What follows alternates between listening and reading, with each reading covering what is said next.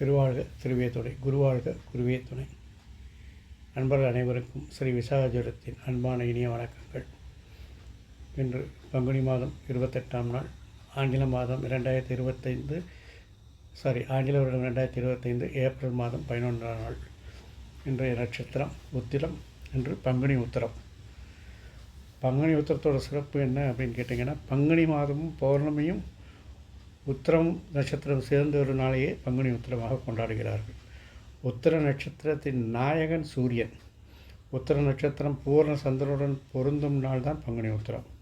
எங்கனும் சூரிய சந்திரன் இருவருடைய தொடர்புகளை பெற்றிருப்பதால் இந்த திருநாளுக்கு அதிக சிறப்புகள் உண்டு. கல்யாண வரமளிக்கும் இந்த நாளில் திருமகள் விரதமிருந்து திருமாலின் திருமார்பில் இடம் பிடித்தார். அதே போலவே கலைமகனும் பிரம்மாவின் நாளில் இந்த நாளில் தான் அமர்ந்தாள். பார்க்கவ மகரிஷியின் மகளாக மகாலட்சுமி பார்க்கவி என்ற பெயரில் பூமியில் பிறந்து பங்குனி உத்திர நாளில்தான். எனவே இந்த நாள் லட்சுமி கடாட்சமாக விளங்குகிறது. ராம சகோதரர்களின் திருமணம் நடந்த நாள் பங்குனி உத்திரம்தான். ஆண்டாள், ஸ்ரீரங்கநாதர், தேவேந்திரன், இந்திராணி, பிரம்மன், கலைவாணி போகியவர்களும் திருக்கல்யாணம் செய்தது இந்த புனித நாளில்தான். மதுரையில் எழுந்தருளிய சொக்கநாதன் மீனாட்சி தேவியை மணந்து கொள்ள சுந்தரேஸ்வராக தரிசனம் தந்தது பங்குனி உத்திர திருநாளில்தான். பனிக்காலம் முடிந்து வசந்த காலம் ஆரம்பம் நாள் பங்குனி உத்திரம். இந்த மாதத்தில் பெய்யும் மழையை பங்குனி பழங்கூட என்று சொல்வார்கள் விவசாயிகள். இப்பேற்பட்ட பங்குனி உத்திரம், சிறப்புகள் வாய்ந்த பங்குனி உத்திரம் நிறைய விஷயங்களுக்கு சிறப்பு வழிபாடாக அமைகிறது. திருமண தடைகளுக்கு இந்த பங்குனி உத்திர வழிபாடு சிறப்பை தரும்.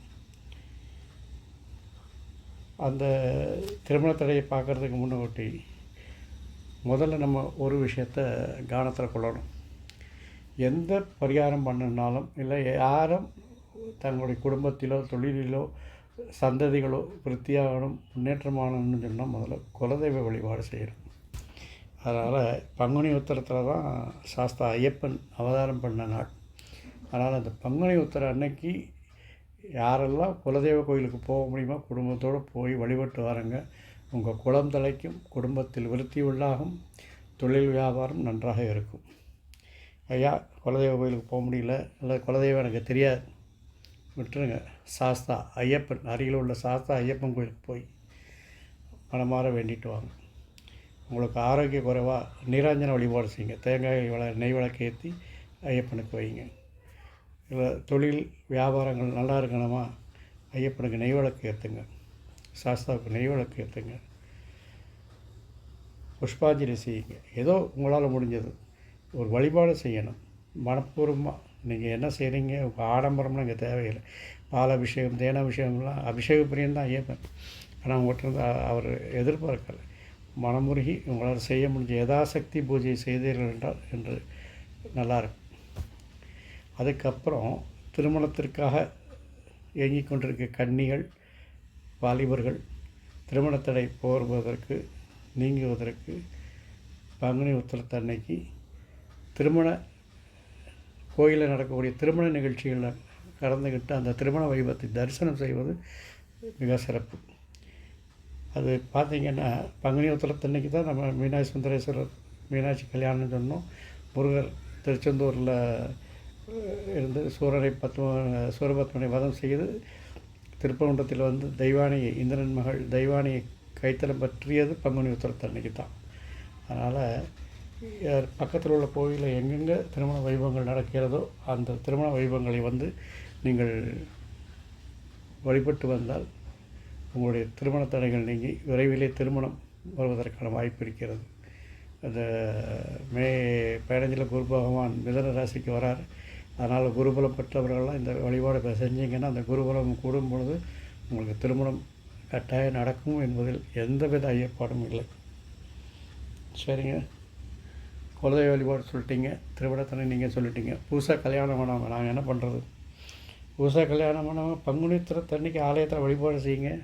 உங்கள் புதுத்தாலியை பெருக்கி கட்டுங்க. அது உங்களுக்கு தீர்க்க சுமங்கலி பாக்கியத்தை கொடுக்கும். இதை விட வேறு என்ன பாக்கியம் வேணும் உங்களுக்கு?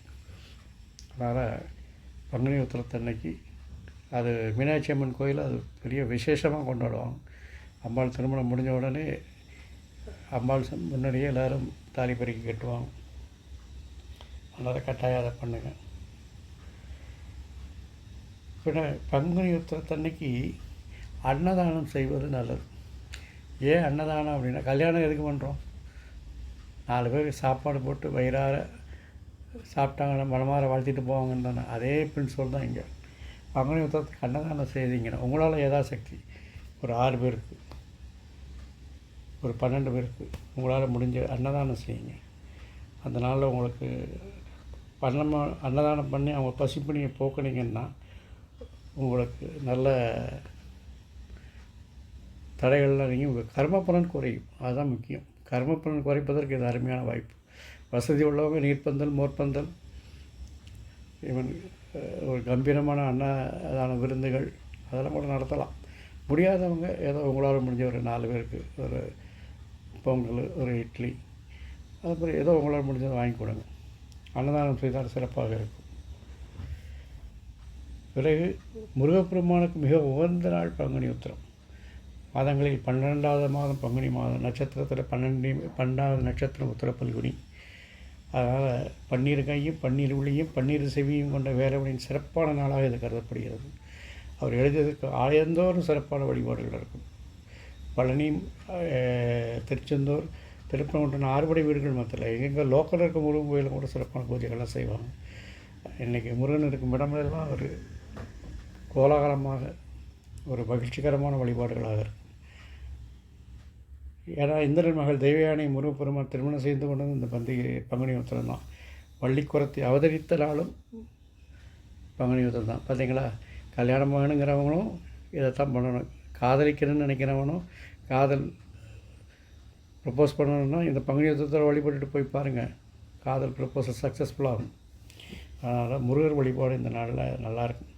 இந்த நன்னாளில் விரதம் இருந்து தமிழ் கடவுளான முருகப்பெருமானை வணங்கி வழிபட்டால் கன்னியருக்கும் வாலிபருக்கும் விரைவில் திருமணம் நடக்கும். மணமான பெண்களுக்கு மாங்கல்யம் பெறும். காதல் வயதில் இருப்பவர்களுக்கு காதல் கைகூடும். இன்றைக்கி அதிகாலையில் எழுந்து நீராடி முறைப்படி விரதம் இருக்கணும். வீட்டில் நெய் விளக்கேற்றி முருகப்பெருமானுக்கு செவ்வரளி மாலை சமர்ப்பித்து சிவப்பு கலர் பூக்களை சாத்தி சர்க்கரை பொங்கல் படைத்து வழிபாடு செய்யுங்க. உங்களுக்கு தெரிந்த திருப்புகள் இல்லாட்டி முருகர் காயத்ரி ஒன்றும் இல்லையா? ஓம் சரவணா நமக, ஓம் சரவணாய நமக, ஓம் கந்தாய நமக, ஓம் கார்த்திகேய நமக இல்லையா? குமாரஸ்தவத்தோட ஓம் சண்முகவதை நமங்கிற அந்த பாடலை உங்களுக்கு மனதில் பிடித்த பாடல்களை பாடுங்க. முருகனை தூதிங்க. அப்புறம் என்னங்க, கூடிய சீக்கிரத்தில் உங்கள் வீட்டில் டும்னு கேட்க போகுது. வேணால் பத்திரிக்கை வச்சு சாப்பிட கூப்பிட போகிறீங்க. கட்டாயம் நானும் வருவேன். உங்கள் எல்லோருக்கும் திருமணம் நடக்கவும், திருமணம் நடந்தவர்களுக்கு ஆயுள் பலம், மாங்கல்ய பலம் கூடவும், காதல் செய்பவர்களுக்கு காதல் நிறைவேறவும், குடும்பம் விருத்தியாகவும், தொழில் முன்னேற்றம் பெறவும், எல்லா பொருளாதார முன்னேற்றமும் உண்டாகுவதற்கு என் அப்பன் அருள்முருகன் அருள் புரிவாராக. வாழ்க வளமுடன், வளர்க சுகமுடன், எங்கும் மங்களம் உண்டாகட்டும். அறம் செய்வோம், கர்மத்தின் வழி உரைப்போம். இங்கனம் ஸ்ரீ விசாக ஜோதிடம். நன்றி, வணக்கம்.